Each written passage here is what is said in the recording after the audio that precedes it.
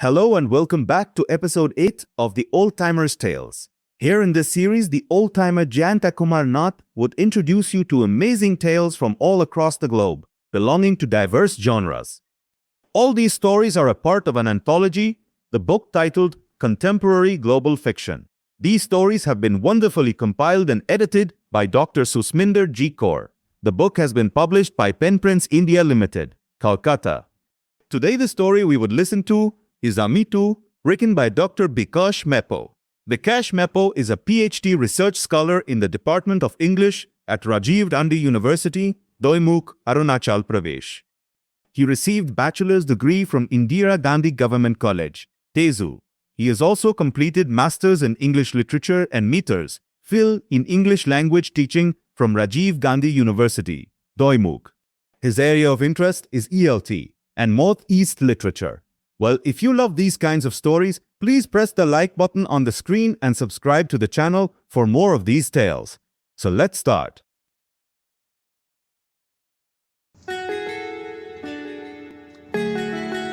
Amitu, Bikash Mepo. Once upon a time, in a small village nestled in the countryside, there lived a young girl named Amitu.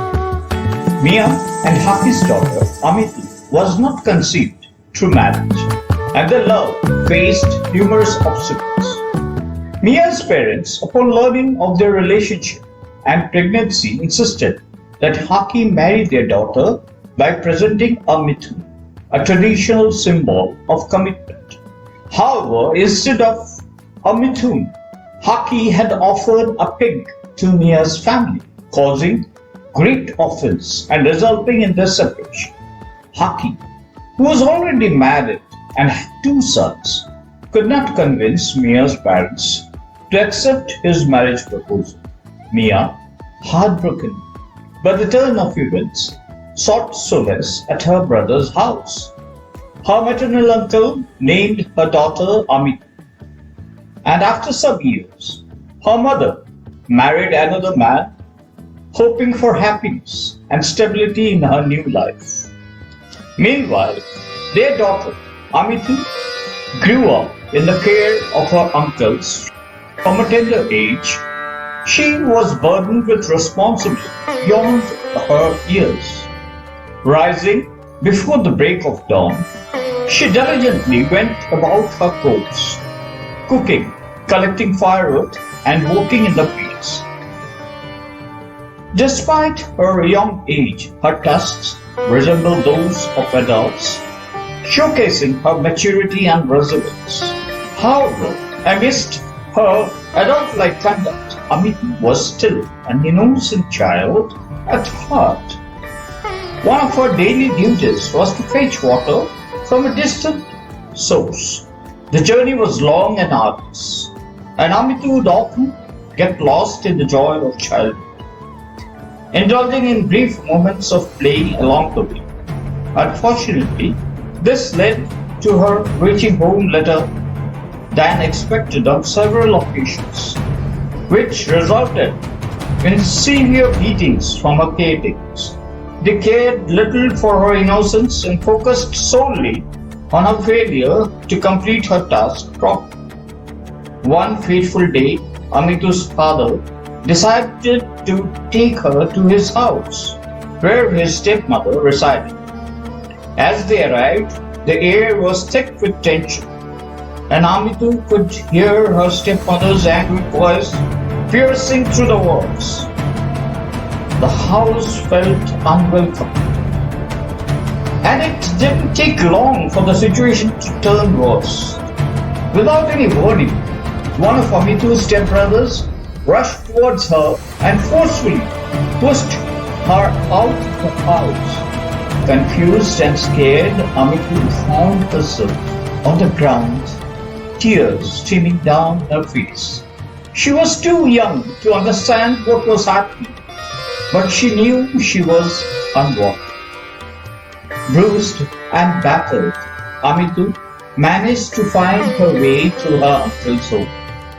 Her uncle took her in and provided her with a shelter. Although her life was far from ideal, Education remained elusive, and Amitu grew up without the opportunity to learn and grow. As time passed, Amitu's biological parents passed away. Years later, an arranged marriage was organized for Amitu. Her uncle, seeking a better future for her, negotiated a bride price of 2 Mithuns and a sum of rupees 50,000. Amitu, who had never met her future husband before, did not place much importance on the material aspects of the marriage. Her wedding day arrived and Amitu went to her husband's house with uncertainty. Atu, her husband, was much older than her, burdened with various health issues, who often displayed a careless and demanding nature.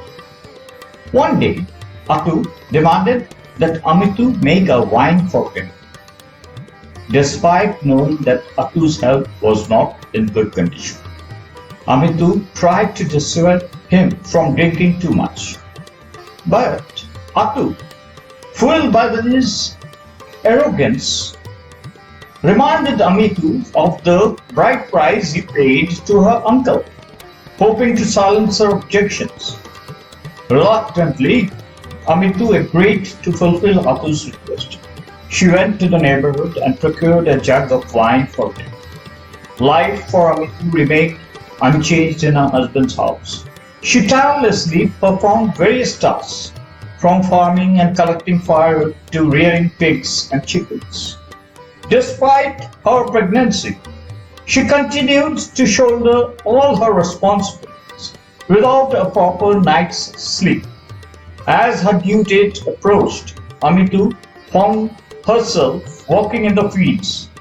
With great determination, she endured the labor pains alone, far from the comforts of home. In the midst of the sprawling farmland, she gave birth to a beautiful baby girl, cutting the umbilical cord herself. She tucked the newborn in a cloth and made her way back home. When Atu saw the infant, he was filled with overwhelming joy. Amitu announced, "This is our daughter." Atu, believing it to be a blessing from Mother Moon, expressed his happiness and instructed Amitu to take care of the precious child. He then left to find a shaman who would perform the birth ritual, seeking divine blessings for the new baby. Atu believed in the power of spirits and sought the shaman's wisdom to bless their daughter, whom they had named Apil after her grandmother. The shaman arrived in the village the next day, and the villagers gathered to witness the sacred ceremony. They showered blessings upon little Apili, hopeful of a bright future.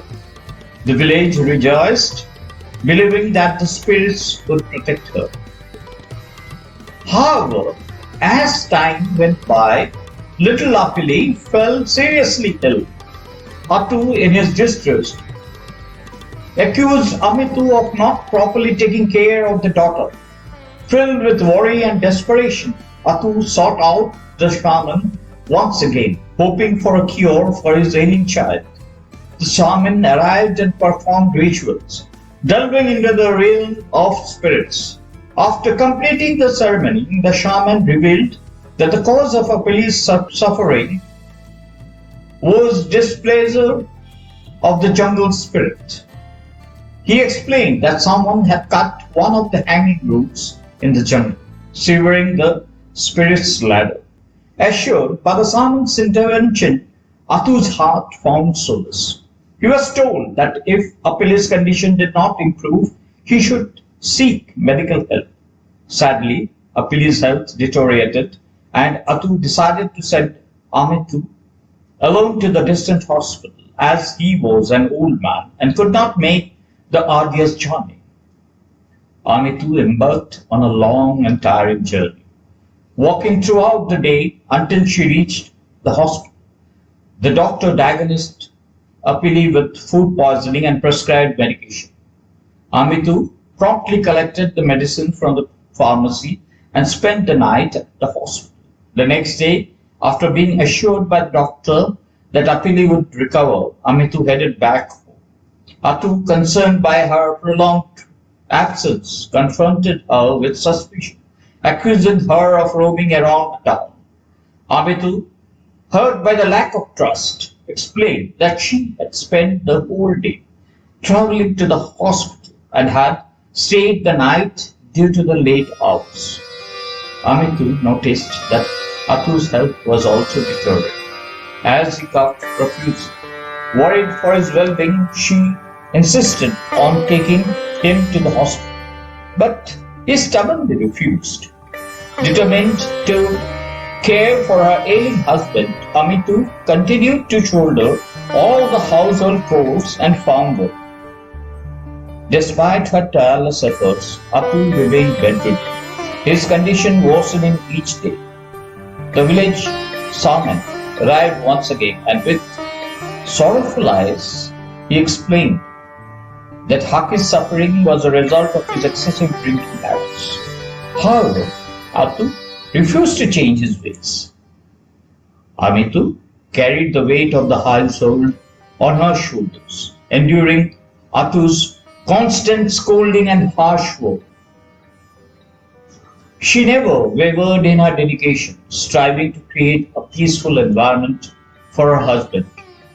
One fateful day, Atu's health took a severe turn, and he sensed the approaching end of his journey. Consumed by fear and jealousy, he confronted Amitu, accusing her of seeking another man's company after his death. She was warned that he would inform his kinsmen about the two Mithun and that 50,000 rupees should be returned. Tragically, Atu passed away, leaving Amitu a widow. The villagers gathered to pay their respects, and the shaman performed the last rites. Amitu was left to carry on raising their daughter Apili single-handedly. Years passed, and Apili grew into a bright and beautiful young woman. She fell in love with a boy from the village, and his parents approached Apili's paternal relatives to arrange their marriage. When Amitu learned of this, she was filled with anger and disbelief. How could these distant relatives decide the fate of a daughter without her consent? Determined to confront them, Amitu made her way to the house of distant uncle who claimed authority over the marriage decision.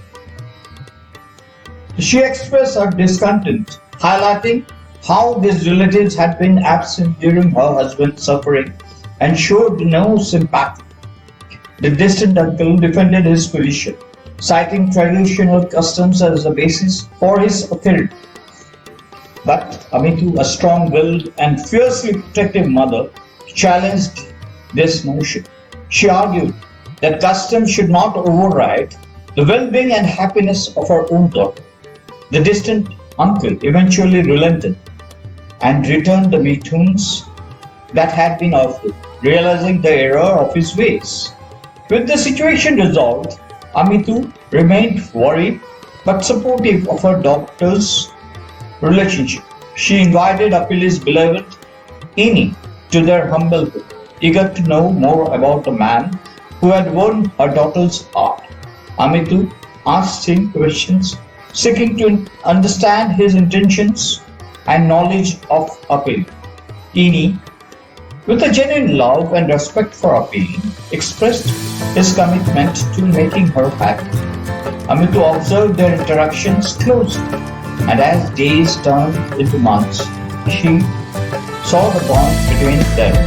Ini's affection for Amitu grew as well, and she slowly began to trust him as a suitable partner for her daughter. Eventually, Apili and Ini were married, and Amitu became a proud grandmother. Despite numerous requests from her son-in-law and daughter, Amitu chose to live alone. Finding solace in her independence, she remained a pillar of strength and wisdom, always offering guidance to her daughter and son-in-law whenever needed.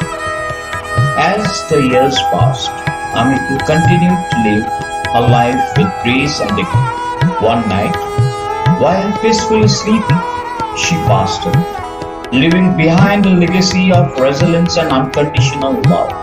Her spirit lived in the hearts of her parents, who cherished the memories and lessons she had imparted. Her unwavering determination, fierce protectiveness, and ability to overcome adversity served as a reminder that true strength lies within the depths of a person's character. And so, the tale of Amitu, the indomitable woman who triumphed over hardships and safeguarded the happiness of her loved ones, became a timeless testament to the power of love and resilience.